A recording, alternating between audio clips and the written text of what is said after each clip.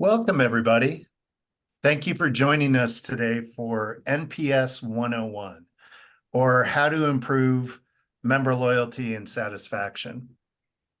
Looks like we're going to have a great audience today.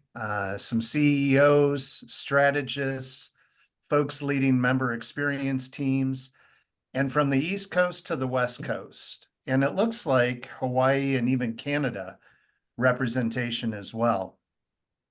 We'd also like to welcome our clients that are in the audience today. For those of you who don't know me, my name is Lou Thompson. I'm Vice President of Client Success here at Support EXP.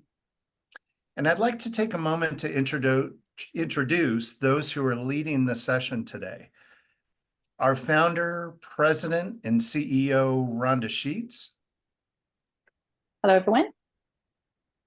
And also on the webinar today is Dave Hilbig, our SVP of Innovation and Technology. But before we get started today, I wanted to cover a little housekeeping. So first off, with Q&A, both Dave and I will be fielding your questions, and the Q&A feature is next to the chat feature in the webinar menu. From a recording standpoint, we're recording the session today, and afterwards you'll receive a copy of that recording. So just know that it's coming, and that'll supplement the notes that you take today. And then finally, polls.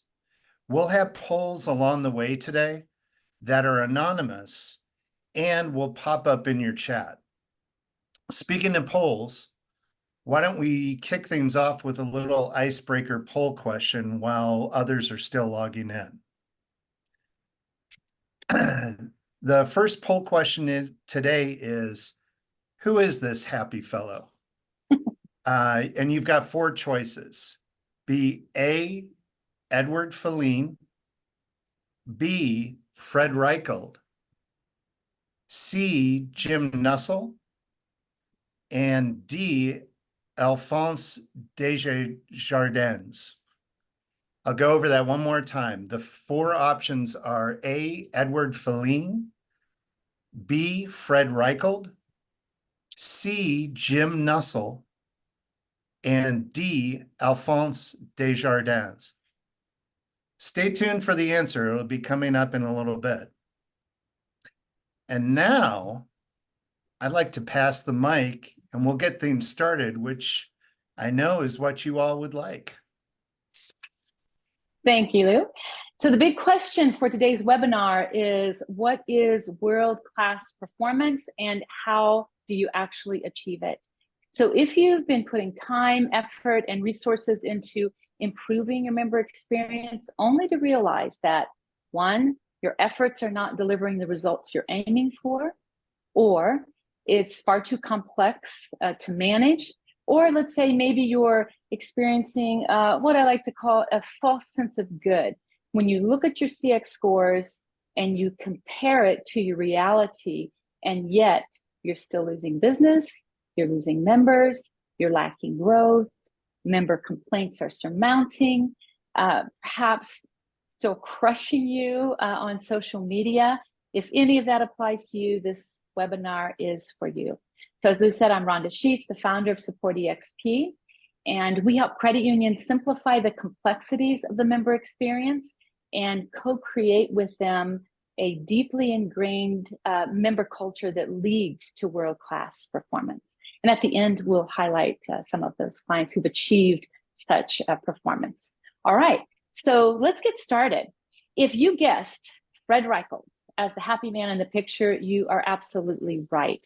And that's where we're going to begin in our webinar today. So we're going to begin with Reichelt's work. Oh, look at that. 5 out of 10. Excellent. Okay, so the winner is Fred Reichelt. Okay, so we have some people in the know here. All right, so Reichelt's work, that's where we're going to begin. Reichelt's work with the NPS metric or Net Promoter Score. So since this is a 101 that leads to member class or world-class performance, we're going to actually break this down. And so I'm going to start with a history. So the simplicity in the NPS, the simplicity of asking one question and developing one metric to drive good profits and true growth had great appeal in 2006. Essentially, the world of businesses said, if that's all we need to do, if we just need to ask this one question, how likely are you to recommend us? Then we're all in, because if that's really going to grow our loyalty and revenue, we're working too hard around this whole customer experience framework. Let's just go after the one question. But it wasn't quite so simple. It quickly became apparent that something was missing. Enter the ultimate question 2.0. So 5 years later, in 2011, Reichelt made it clear that you have to, one, understand the why behind the score, and two, you need to do something with the data, which by necessity involved developing and managing member responses through a closed, or we say member responses, but with the Reichelt model, customer responses through a closed loop process. So that came about in 2011. And so now, then, a decade later, Reichelt released Winning on Purpose, the unbeatable strategy of loving customers. So this is sort of a 3.0, focusing on leaders and how leaders help team members throughout the whole of the organization, from back office to front office, embrace and achieve a purpose of genuinely caring for customers, quote, safely and sustainably. Actually, that could be a follow-on webinar.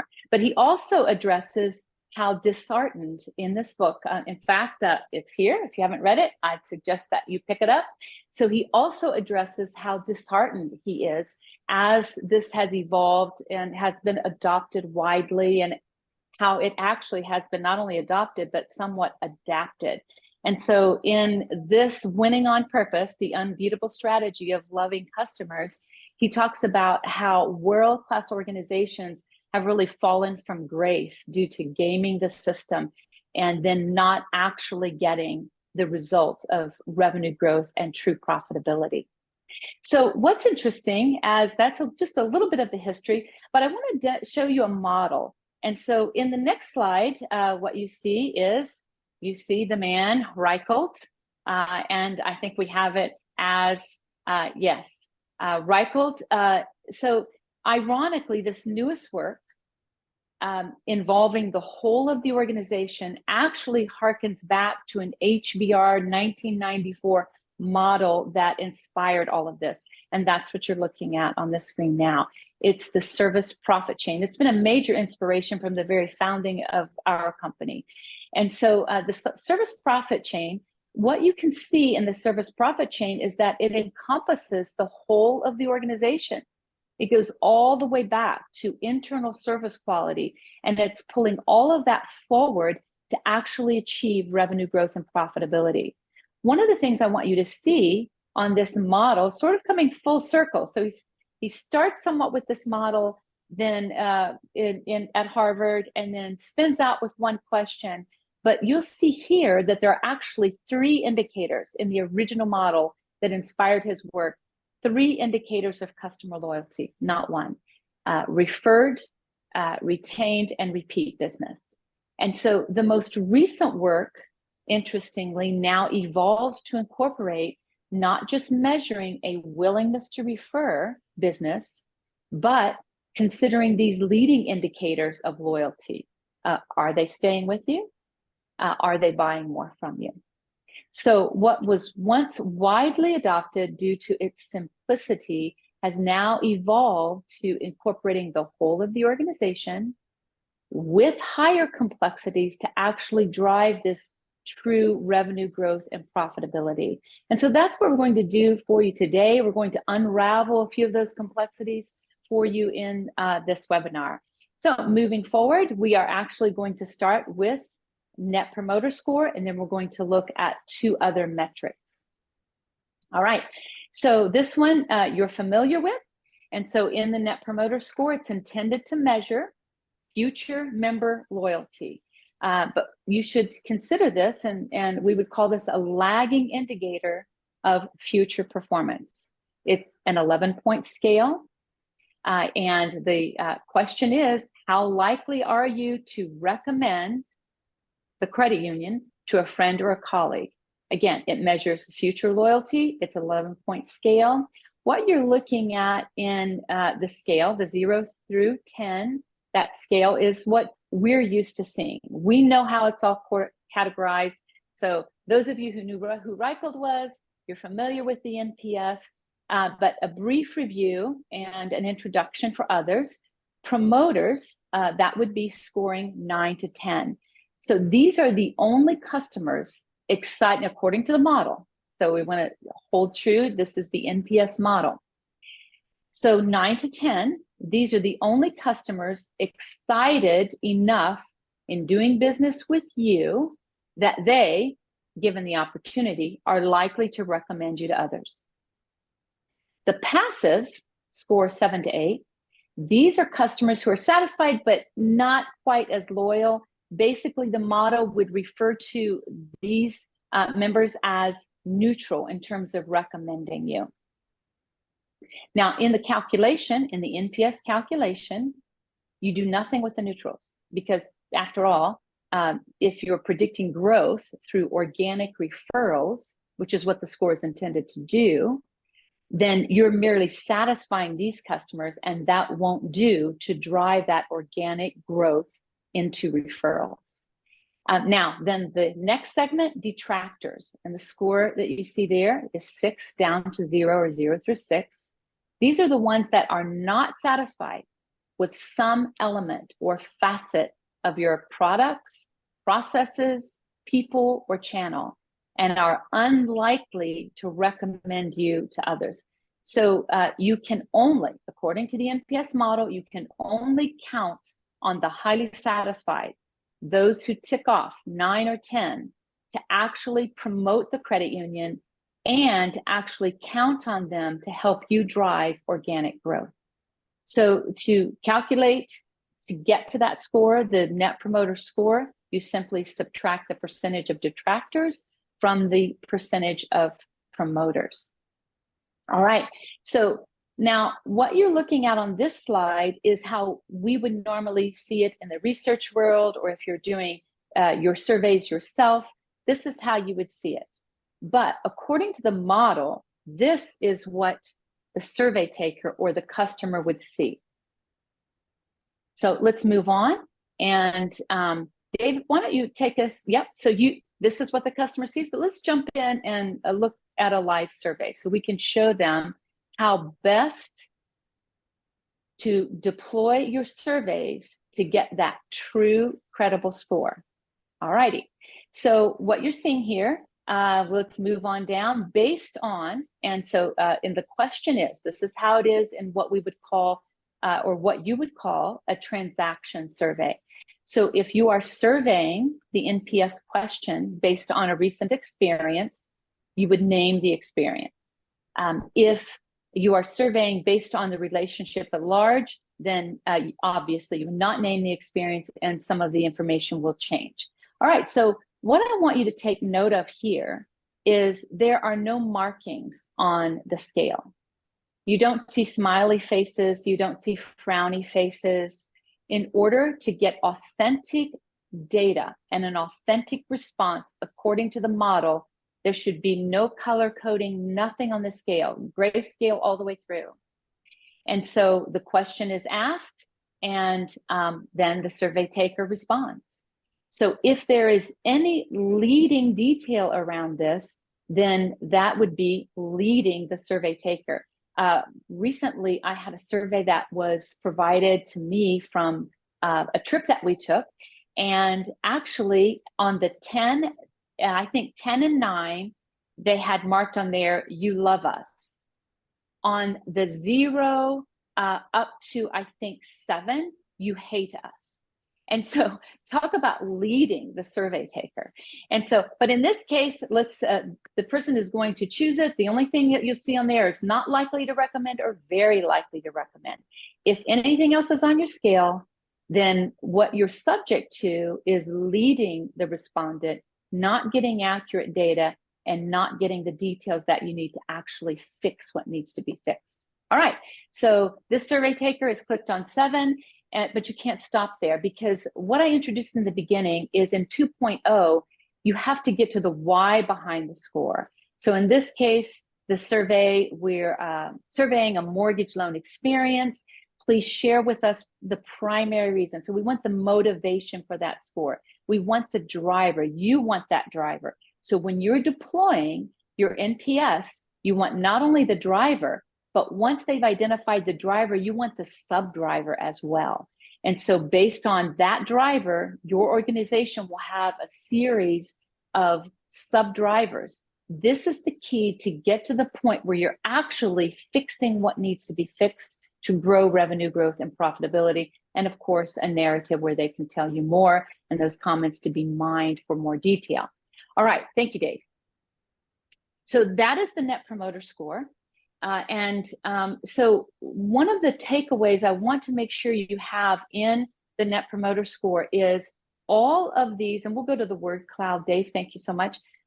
So in all of these, when you're looking at what kind of detail do you need to have, all of these experiences and any of these touch points could be with any one transaction, but these are the drivers and the sub-drivers that make up your touch points. So once again, these are all the touch points that your members across product, process, people, channel, that could compromise member loyalty, that could compromise world-class service, that could compromise that true revenue growth and profitability, the referrals. So you have to gather with the NPS, the why, and the proper categories and motivation so you can actually act on the data.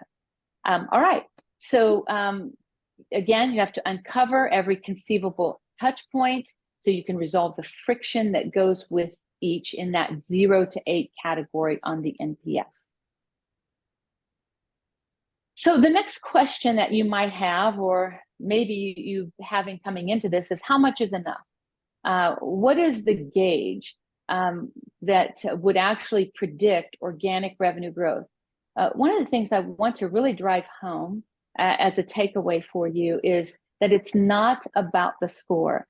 The score is indicating the delivery of service, and how you are being viewed by your member in terms of future loyalty, but that is intended, rightly derived, to drive organic referral growth. And so what I want to show you here is, this is Bain's. So Bain and Company are the co-developers of NPS with Fred Reichel and administrators of the Net Promoter System. So NPS has evolved from Net Promoter Score to a Net Promoter System. And so, what is world-class performance? So if good is good for you, then you're going to have an NPS score anywhere up to 20 to 50, according to Bain. If excellent is what your aim is, then your score is going to be 51 to 79. But if you want to achieve and maintain world class, if that's your aspiration, then your NPS has to be somewhere between 80 and above 80 to 100. And that, keep in mind, that's based on properly administering the survey and deriving the score. All right, so that is Net Promoter Score. We're going to move on to our next metric, but before then, I believe we have a poll. I also want to remind you that you have questions that you can ask in the Q&A anytime throughout. All right, what's our poll? Which metric or metrics do you currently use to measure your member experience? Net Promoter Score, Customer Satisfaction, CSAT, Customer Effort Score, CES, sometimes called Ease of Use, something else, or none of the above? Please go ahead and mark your answers.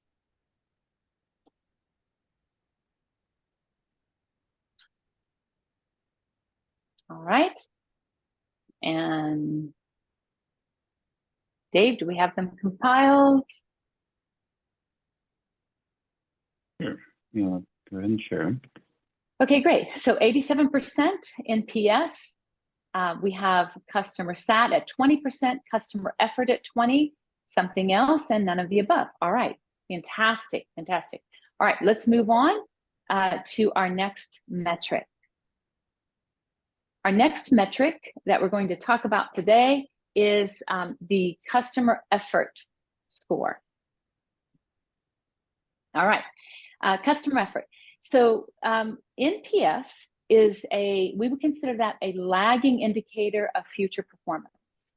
In other words, in order for the balance sheet to reflect the change, then you have people that are actually referring, but there are leading indicators that actually move the needle on the lagging indicator of NPS. So we're going to demonstrate in just a moment this leading indicator and how it strongly influences NPS. But this is customer effort score, or ease of use. And so this metric asks the question simply, how easy is it for you to do business with the credit union? You can see that it's measured.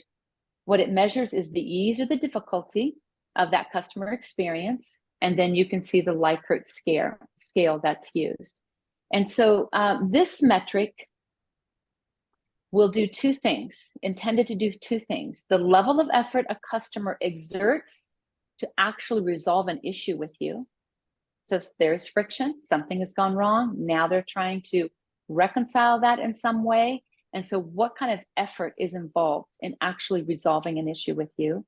And secondly, the level of effort a customer needs to apply to actually complete a certain task with you, whether that's online, digital, in the branch, whatever that might be. So what is the effort involved in completing a certain task?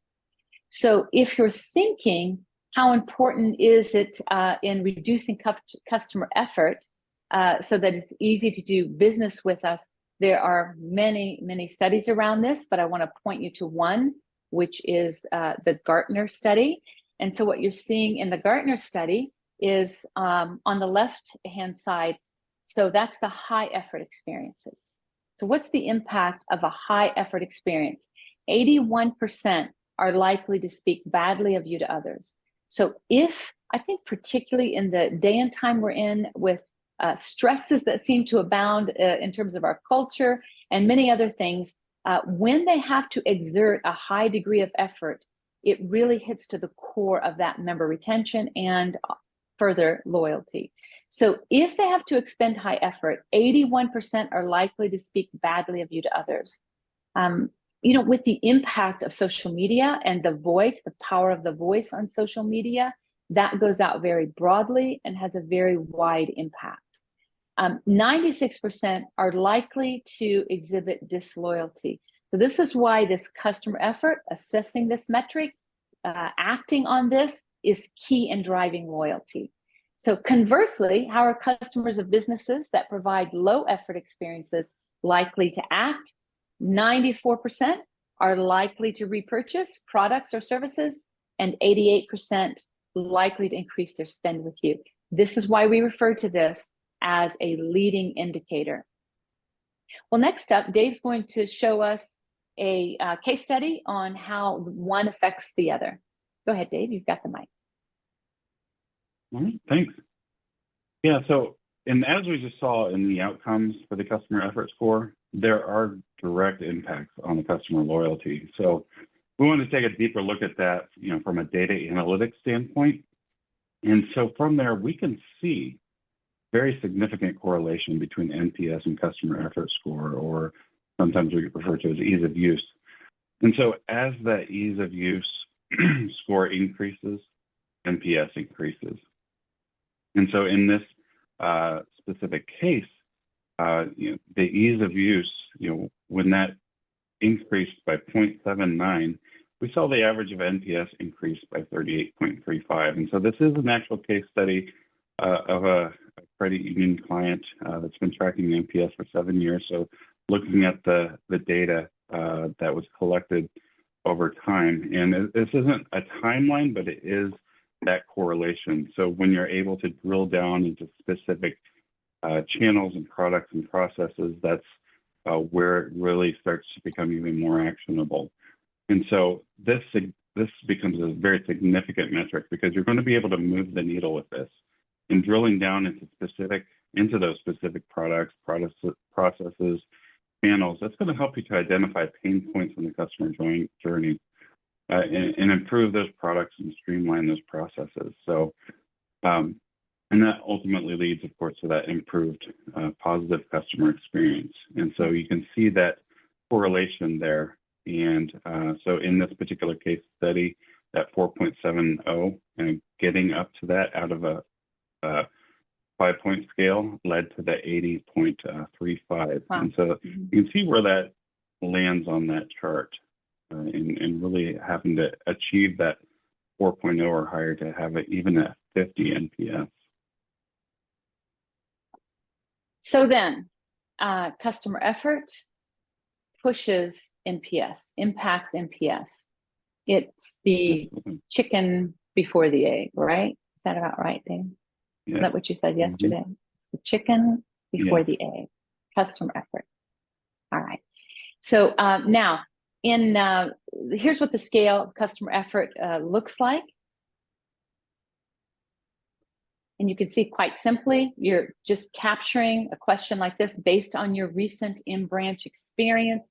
How easy is it for you to do business with our credit union? It's a Likert scale from very difficult to very easy. That's going to measure that friction, or what's frustrating your members across people, product, process, and channel, including digital. And so again, remember, this is the most direct and significant impact on member loyalty. Now, a mature CX management system should be taking the quantifying data from the drivers and the sub-drivers of your NPS capture question.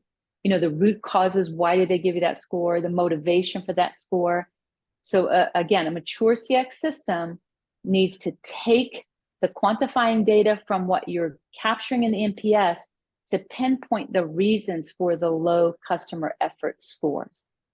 So you may have other questions around this. Please use your Q&A. If you have any questions, we're happy to answer them for you. All right, so next one, metric we're going to is CSAT, customer satisfaction score. Again, third widely used metric to measure how satisfied customers are with a company's products, services, or overall experience. It's usually determined by asking customers to rate their level of satisfaction with a particular interaction. Like customer effort score, it's scored on a Likert scale of 1 to 5. Sometimes it's some credit unions or organizations would use 0 to 10, some do 1 to 7. And so your question at this point, if I were on your side of the screen, I think the question I would have is, well, as it relates to customer satisfaction, just how satisfied are you with the company, doing business with the company, with the credit union? The question you should be asking yourself here is, how much is enough? What should we be targeting if world-class performance is our aspiration? If we really want loyalty, what does it need to look like in a customer sat score? So let me introduce you to a Xerox study that still holds true. It came at about the same time as NPS was coming out. And so while the chart might look a little complex, it's basic point, very to the point, very simple. And it is on that 5-point Likert scale. And this is, again, customer sat. You're measuring customer sat. On a 5-point Likert scale, 1 being extremely dissatisfied, 5 being very satisfied. If you want to achieve high levels of loyalty that drive revenue growth and profitability, you have to be close to that 4.9 to be in that promoter area. So when you're looking at putting these 3 metrics together, your NPS, would they refer? Your CES, how much effort does it take to do business with me? And then customer sat, then the kind of the triad of all three of these are going to indicate future loyalty. So on a 5-point scale, to get that 80% and above future loyalty, you've got to be right at that 4.9. So that's what to aim for if you're aiming for world-class performance. All right, now that covers the first few parts of our objectives that we had at the beginning slide.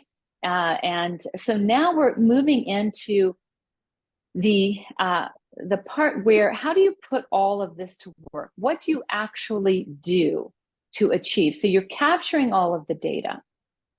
And so next, as you're capturing the data, the next is, well, what do we do with the data? That is always the question that is key when you're collecting the data. We like to say measurement alone changes nothing. The metrics are going to do nothing. You actually have to have a well-defined framework and process in order to actually go from the data to results. And so whether you're looking at Net Promoter Score, customer effort, or customer sat, you should be looking at all three. The first thing that should be happening is you should be having some mechanism that alerts you when the Net Promoter Score is below a certain number, when a customer effort score is demonstrating that there is friction throughout a transaction, or the customer sat score, CSAT, is showing lower degrees of satisfaction. So something within your system needs to alert that there is dissatisfaction and that there is something that needs to be handled. Ideally, those should be in real time. Those surveys should be in real time. The alert generation should be in real time. And so there are two prongs to this.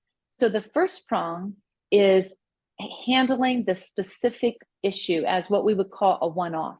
So you have a very specific member issue. It needs to start a case, so to speak, or a record in your closed loop outreach, again, revealed in NPS 2.0.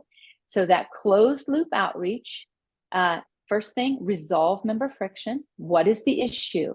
Trained, highly skilled people, your best people in member interaction and member experience are on these particular outreaches, because this is where you have the member one foot on a banana peel and one out the door. Something is not going well and something has triggered a high degree of dissatisfaction or effort.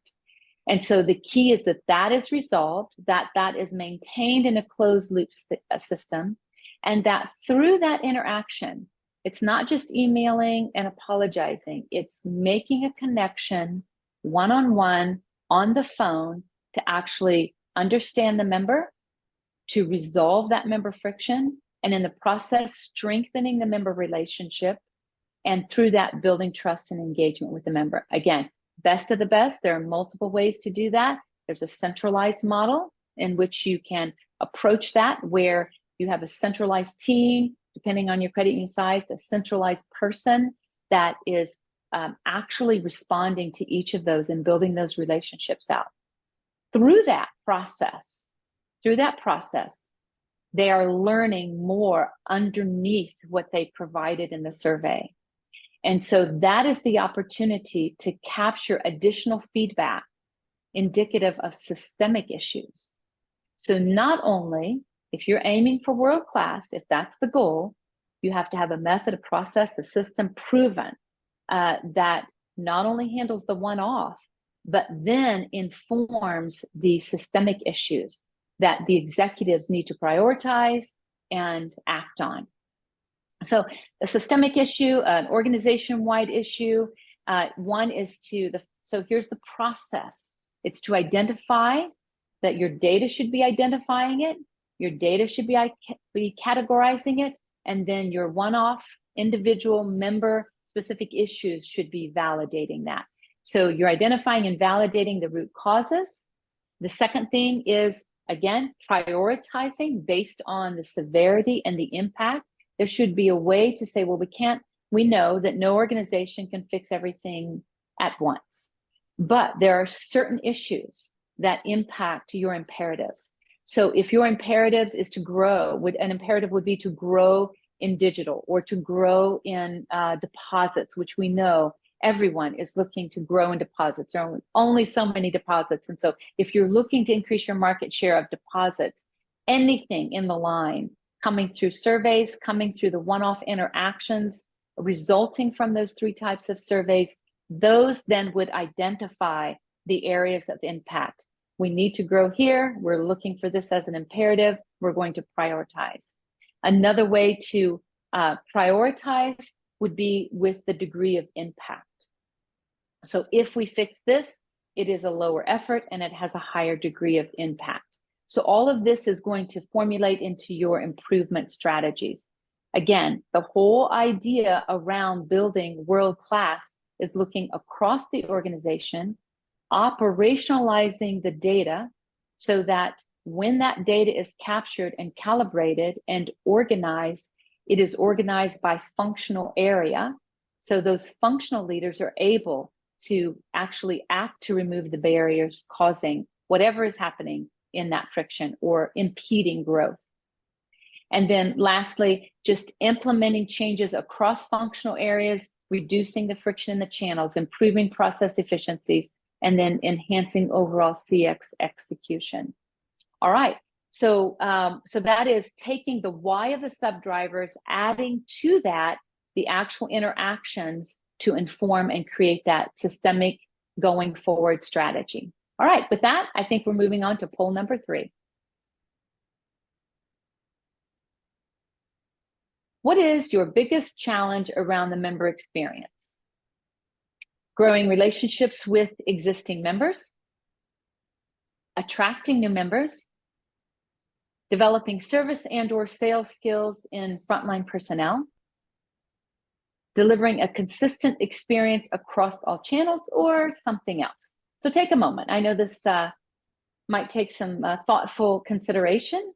Growing relationships with existing members, attracting new, developing service and/or sales skills in frontline, and delivering a consistent experience across all channels.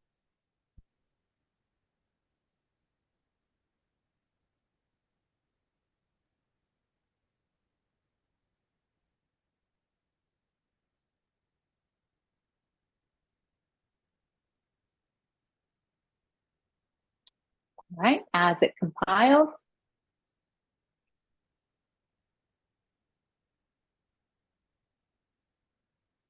All right, growing. So the top is delivering a consistent experience across all channels. Let me just speak to that in just this moment. So consistency is key in driving the customer sat, particularly, which again is driving and influencing customer loyalty. One of the things that we're hearing much of right now is the lack of soft skills. And as we know, many frontline often tend to be, those early jobs or early in their careers. And so what is being experienced is just a lack of those soft skills being demonstrated, even knowing them. And coming at a time when Reichelt is saying, okay, if you're really going to drive revenue growth and profitability, what really has to be happening is demonstrating care, genuine care, that empathy and that engagement. Also, in speaking to consistency, one of the things also inherent with that is that if you have some high performers at a branch or in one particular channel or area, and you have some underperformers, when they experience the high performers, they know what you're capable of. So when they experience then the inconsistency of just apathetic performance or underperformance, it actually drives their satisfaction even lower.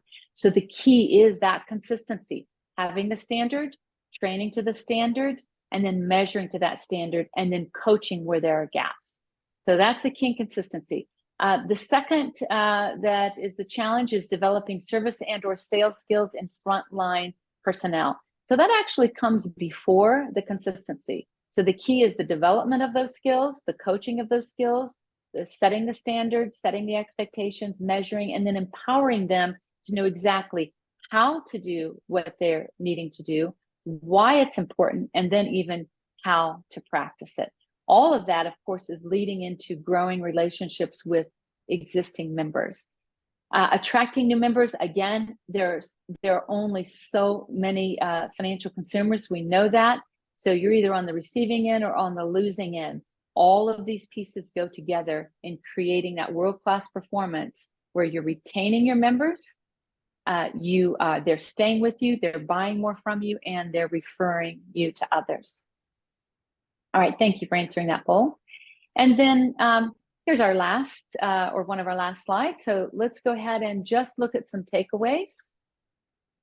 So just pulling all of this together, what are imperatives for a world-class CX program? First one, what gets measured, what gets accurately measured, and I'll even add what gets robustly measured, what gets measured and gets acted upon correctly gets improved. And so know your metrics, know what your imperatives are for the growth of the credit union. What are your pillars? What are your primary imperatives? Measure to that objective, measure to those objectives, and the ability to act on that, to act on it thoughtfully, but also in some cases to act on it swiftly. It's only when all of those pieces come together that that improvement happens. The second one is just that use of multiple metrics and uncovering the why. A score alone changes nothing. A score alone, a collective score, is not going to do anything. It's an indicator. So you've got to uncover the why in order to accurately gauge your situation and to act effectively on the right data. Number three, know which CX metrics are your leading indicators and which are your lagging indicators, and what that means for your ability to act. Fourth, apply insights to resolve CX friction immediately through that closed loop process and a closed loop management system. And then five, follow the data to act precisely in order to have the greatest impact. So let the data speak. Be brave about what does the data say. And a big part of Reichelt's most recent release has been, and I mentioned that ahead of this meeting or at the beginning of the meeting, is how this has devolved into a bit of gaming the system, so to speak. And so be brave enough to know what your reality actually is. And so here are some 3 takeaways. Be courageous in following the data. And I would say be brave enough to collect the data as it should be collected. Be courageous in following it. Be bold in turning the camera lens inwardly on your organization, and be fearless in letting the facts through the metrics lead you to goals through world-class performance. Well, we're going to give you a little bit of time back in your hour today, and I want to end with a couple of things. One of the things I want to show you in the next slide is, as we into the next slide, these are, we're happy to give a good shout out to some of our clients that are in that excellent and world-class category in NPS. All right. And so also now let's go ahead and wrap up. What could be next for you? And so we invite you to take some next steps. Certainly within your own organization, there are case studies that you'll find on our website. Review those case studies. There's a blog, Insights for Leaders, around this very aspect of building world-class performance. I invite you to subscribe to the blog or give us a call. We're happy to lead you, to consult with you and help you along this path. All right. Well, that concludes our webinar for today. Thank you for joining us. We look forward to continuing the conversation. Bye for now.